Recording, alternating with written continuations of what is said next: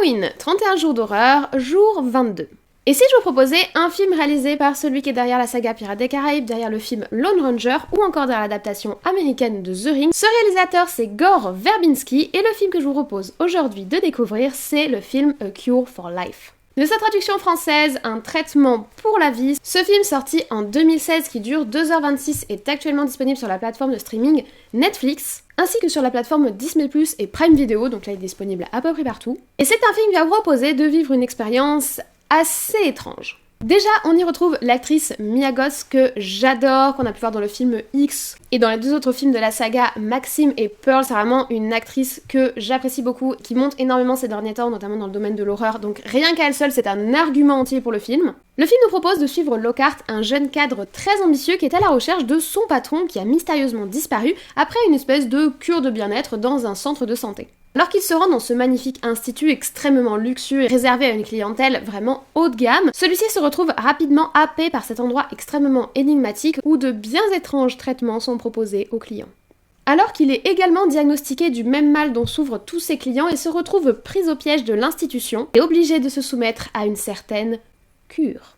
Honnêtement, si vous avez peur des hôpitaux et de faire confiance aux médecins, ce film est une pure terreur à l'état brut. C'est-à-dire que rien que déjà sur le scénario, cette espèce d'impuissance qu'on va voir face au corps médical, accepter des traitements ou d'autres, c'est quelque chose qui peut être extrêmement anxiogène pour certains et c'est très très bien mis en avant par le film, mais en plus le film propose une esthétique absolument hypnotique avec un petit côté art déco au niveau des ambiances qui est absolument sublime, cette espèce d'image subliminale très obsédante, la fameuse baignoire au serpent qui est mise en avant, la musique qui est totalement obsédante et qui vous retourne le cerveau. En fait, tout est vraiment conçu comme un espèce d'énorme mystère très hypnotique qui va petit à petit vous aussi venir vous chercher pour que vous aussi vous veniez suivre la cure aux côtés du personnage. Les personnages ne sont pas particulièrement attachants, on va pas venir vous tirer les larmes, mais par contre on va vous mettre mal à l'aise du début à la fin.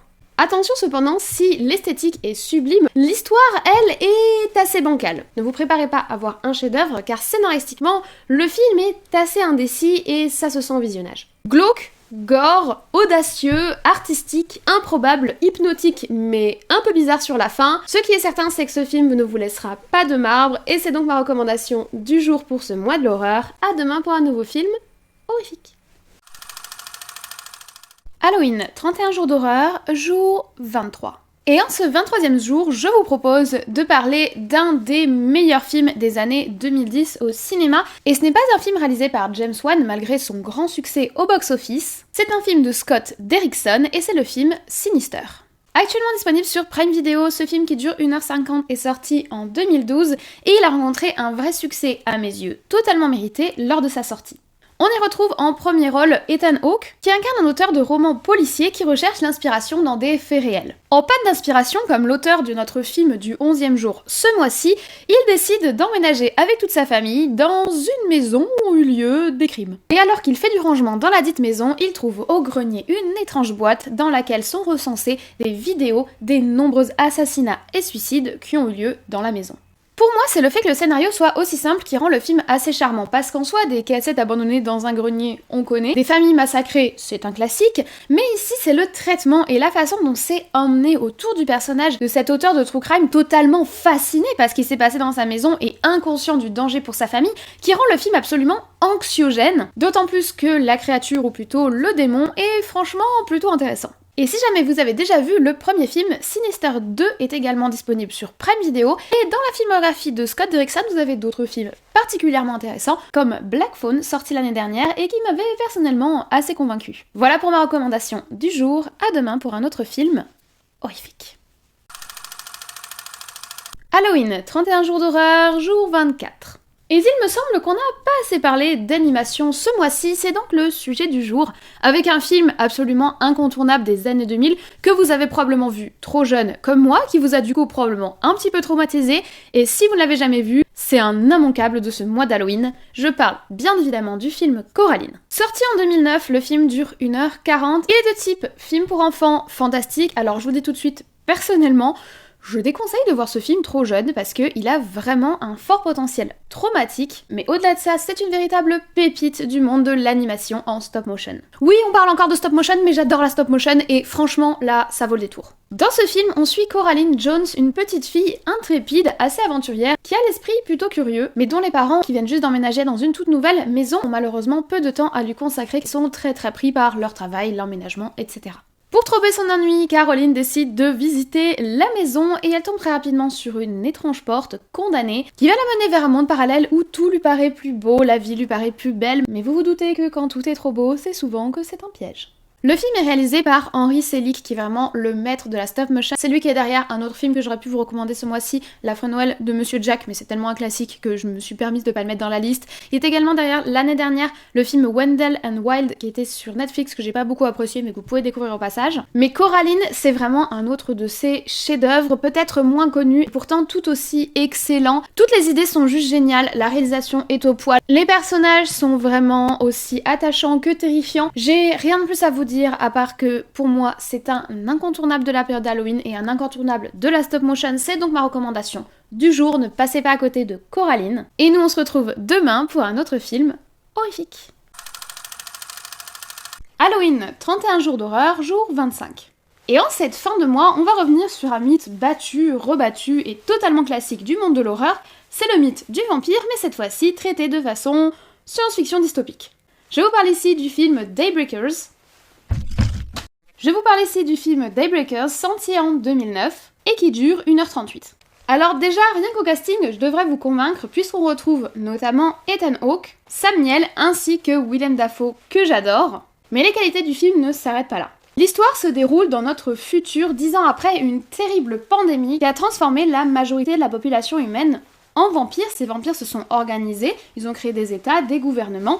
Et surtout, ils ont organisé tout un système de collecte et de vente de sang pour pouvoir répondre à leurs besoins primaires. Malheureusement, il n'y a plus assez d'humains sur Terre pour les nourrir, et les fermes humaines, les fermes à sang, se tarissent. C'est dans cet univers qu'on va suivre un groupe d'humains qui tentent de survivre dans un contexte où les vampires sont totalement dominants, et où ceux qui sont victimes de la pandémie se transforment en créatures particulièrement étranges.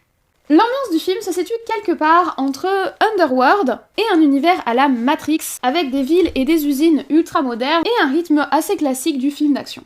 Bien que le film ne soit pas un chef-d'œuvre absolu, je le trouve personnellement assez original parce que c'est l'un des rares à oser traiter le mythe vampirique en dehors des codes du gothique ou du fantastique, et qu'il arrive quand même à nous proposer des scènes véritablement intéressantes ou originales, que ce soit au niveau de leur construction ou au niveau des ambiances qui ont été créées, je pense particulièrement aux fermes humaines. Au-delà de ça, il faut reconnaître que le scénario, surtout sur la fin, est assez décevant, mais cela n'enlève rien à l'univers qui a été créé et surtout à son originalité, qui a d'ailleurs été en partie reprise dans la série The Strain, produite par Guillermo del Toro. Dans tous les cas, bien que je ne pense pas que vous ayez un coup de cœur pour le film, il vaut quand même le détour, il est assez original, bien rythmé, bien construit, correctement filmé, et le casting y est quand même vraiment pour beaucoup. C'est donc ma recommandation du jour, à demain pour un nouveau film horrifique. Halloween, 31 jours d'horreur, jour 26. On dit souvent du mal des remakes dans le milieu du cinéma et pourtant il arrive rarement, mais ça arrive, que certains d'entre eux soient meilleurs que l'original et c'est d'ailleurs le cas du film dont on va parler aujourd'hui.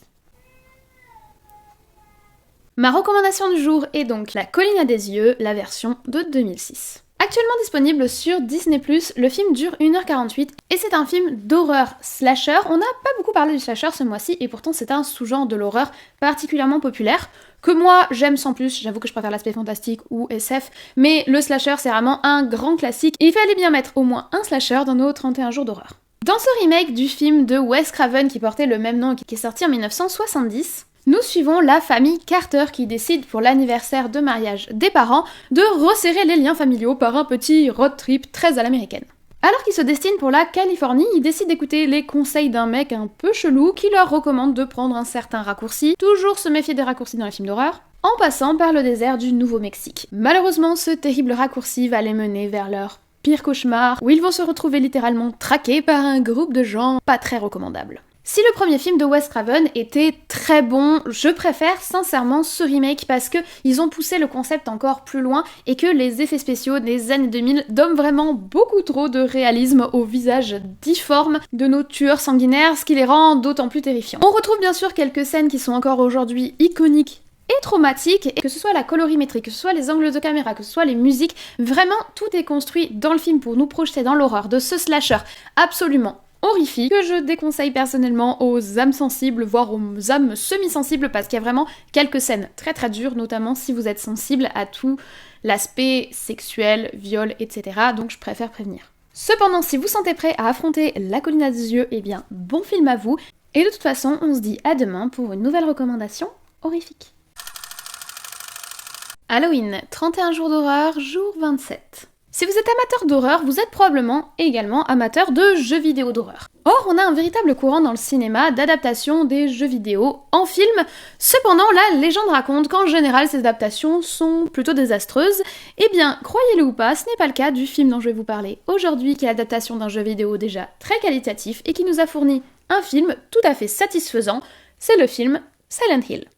Sorti en 2006, le film dure 2h07, il est de type horreur fantastique, et c'est l'une des très rares adaptations de jeux vidéo qui a réussi à parfaitement retranscrire l'ambiance horrible et oppressante du jeu dans son film.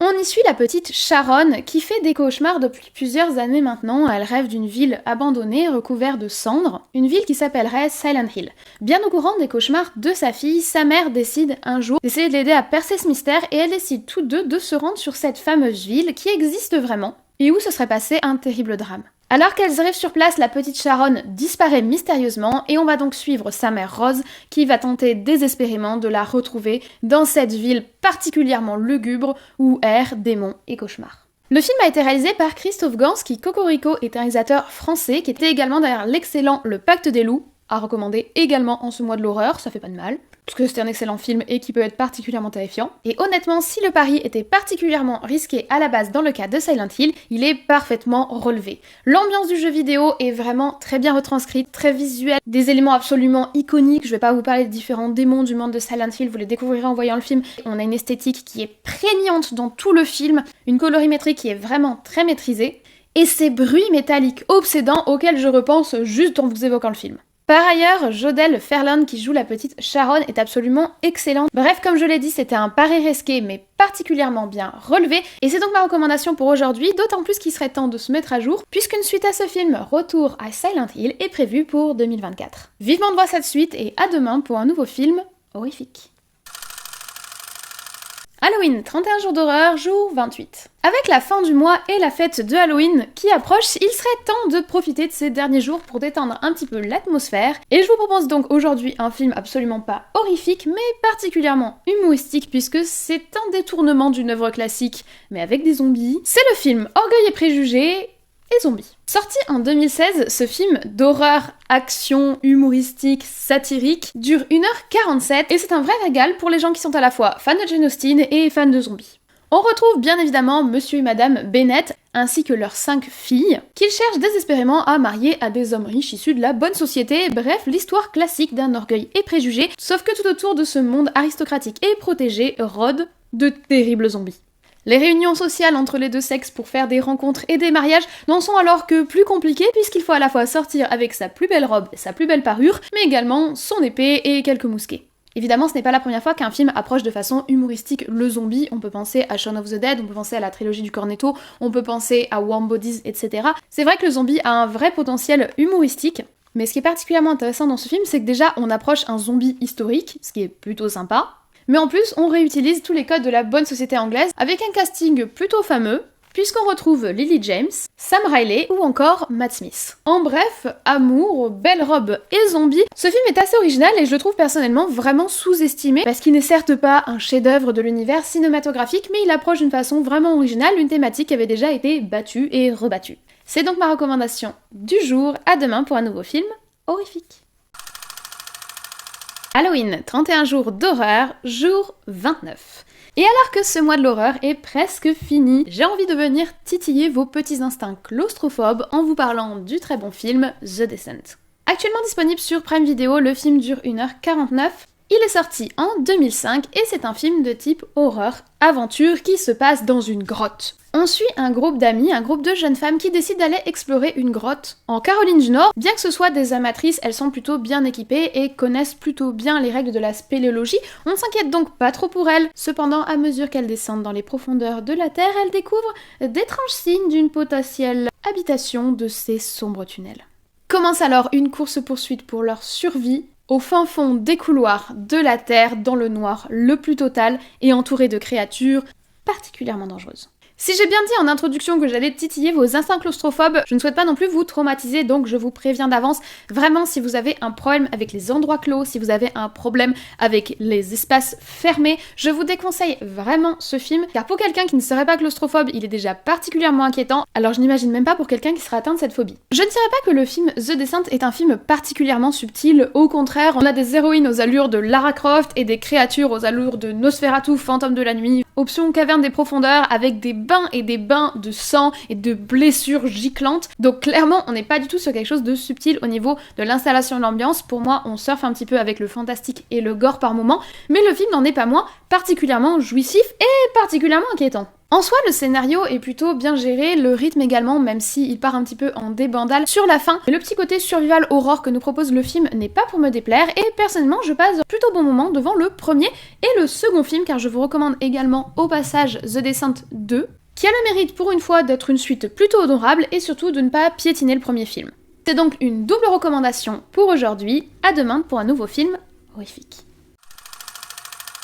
Halloween, 31 jours d'horreur, jour 30. Et en cet avant-dernier jour de notre marathon Halloween, je tenais à vous proposer un film particulièrement terrifiant, mais ça, vous êtes habitués, c'est à peu près ce dont on a parlé durant tout le mois de l'horreur, mais qui propose également une créature extrêmement originale et une histoire très prenante. Le film dont on parle aujourd'hui est le film The Rituals, ou Le Rituel en français. Sorti en 2017, le film dure seulement 1h30. Il est actuellement disponible sur Netflix et il a été réalisé par David Bruckner, qui est également derrière le film La Proie du Nombre, sorti en 2020 et que je vous recommande au passage. Le film propose de suivre 4 amis qui, suite à la perte tragique de l'un des leurs, décident de partir en randonnée pour pouvoir se rapprocher et vivre un moment de camaraderie, on va dire, dans la nature. Et pour être au plus proche de la dite nature, ils font le choix d'aller se perdre dans les forêts scandinaves. De se perdre, il est bien question, puisque au détour d'un mauvais virage, ils vont finalement s'enfoncer de plus en plus dans un bois épais, sombre et étrange, où les attend tapis dans l'ombre une mystérieuse créature des légendes nordiques.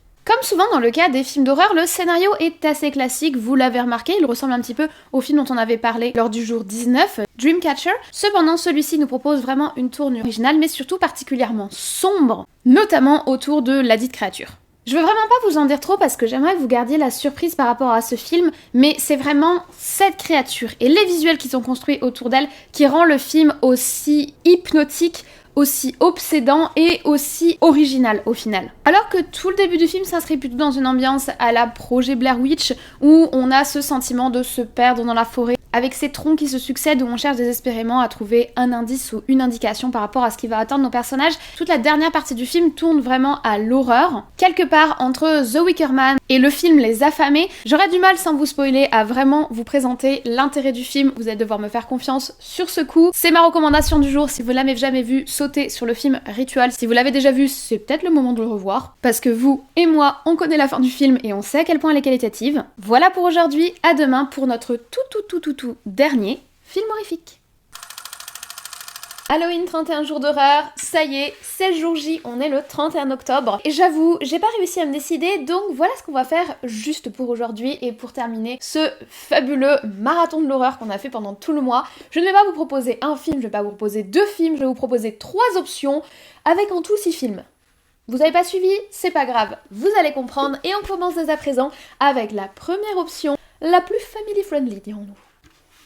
Option 1. Vous avez envie de rigoler, entre amis, en famille, il y aura des enfants dans la salle et vous ne souhaitez pas les traumatiser.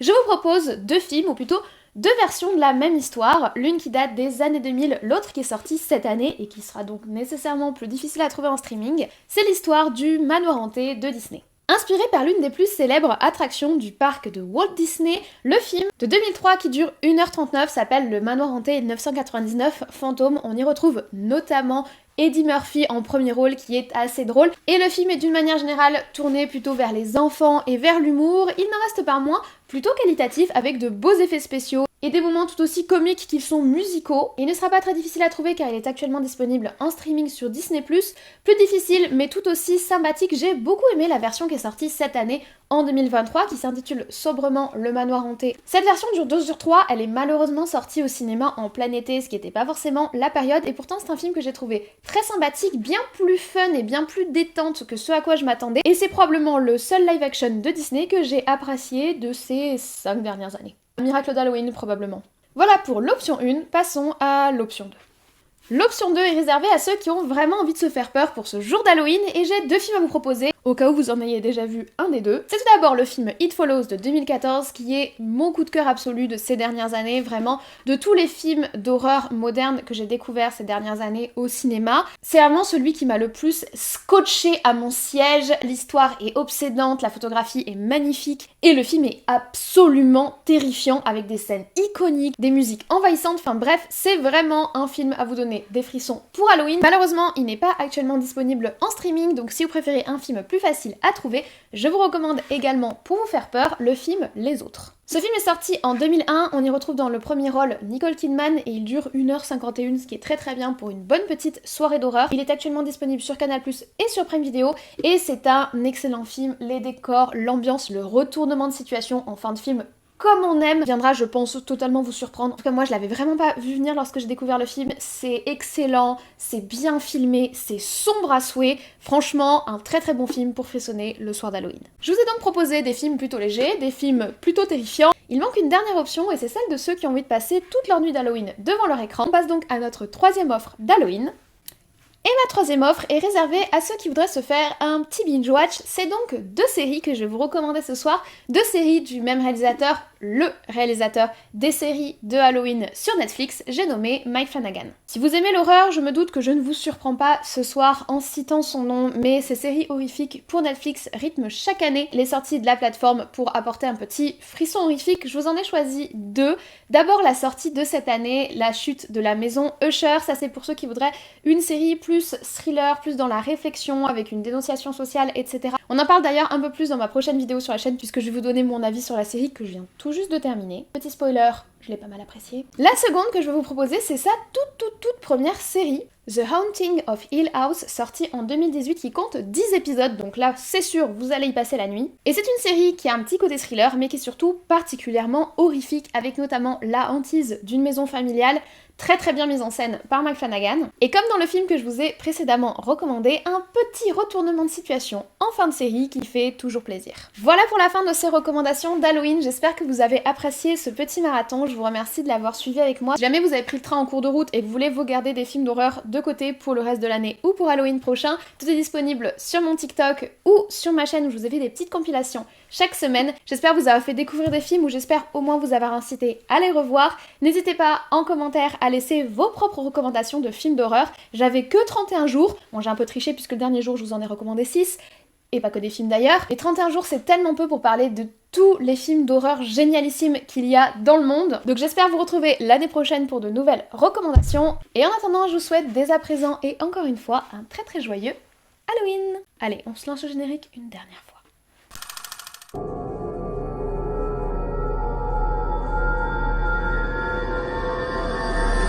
Je vous fais une scène post-générique le jour J pour la première fois. Je suis très contente. Je me suis gardée le tout dernier moment pour filmer mon dernier jour parce que j'arrivais pas à me décider sur le film que j'allais vous recommander en fait. Et du coup j'ai décidé d'en recommander 3. Et puis ensuite je me suis dit mince, si les gens ils veulent une des options et qu'il y en a un qu'ils ont déjà vu, du coup j'en ai recommandé 6. Et à tous les coups, bah vous les avez déjà vus quand même. Mais c'est pas grave. Je suis super contente de vous avoir fait cette petite série d'Halloween. J'ai pris beaucoup de plaisir. Ça m'a vraiment plu. Après, je sais très bien que c'est pas le genre de série qui marche très bien sur ma chaîne. Je vous en veux pas du tout, et chacun ses goûts évidemment. Mais je sais que voilà, l'horreur c'est pas forcément un truc archi populaire. Je sais que vous êtes pas ici pour que je vous recommande des films, mais plus pour qu'on parle d'actualité. Et de toute façon, YouTube m'a fait payer cette série d'Halloween au niveau de la visibilité, etc. Mais j'ai adoré faire ça. J'ai adoré vous parler de films que j'aime. J'ai adoré réfléchir choisir, pour essayer de mettre de la diversité de films, tout ça. J'ai trouvé ça très très cool. Et puis filmer dans un autre décor, comme vous pouvez le voir. Là vous le voyez, on est un peu plus... vous en voyez un peu plus de mon décor. Nous sommes dans mon salon. Voilà, nous sommes devant ma télé. C'est là qu'il y a toutes mes décos d'Halloween. Tout ça, ça m'a fait super plaisir. Je me suis pas remis comme il faut.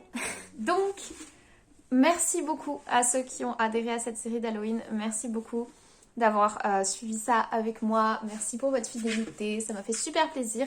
Et surtout, n'hésitez pas à me dire en commentaire si vous voudriez que je fasse d'autres séries de ce style. Pas tous les mois parce que ça me demande un travail de ouf. Au niveau du rythme, c'est vraiment très très difficile à gérer, mais peut-être par exemple un mois sur 2. Et dites-moi en commentaire si vous avez des thèmes que vous aimeriez aborder dans ce genre de recommandations. Pour Noël peut-être, j'ai pensé aux films pour enfants ou aux films d'animation.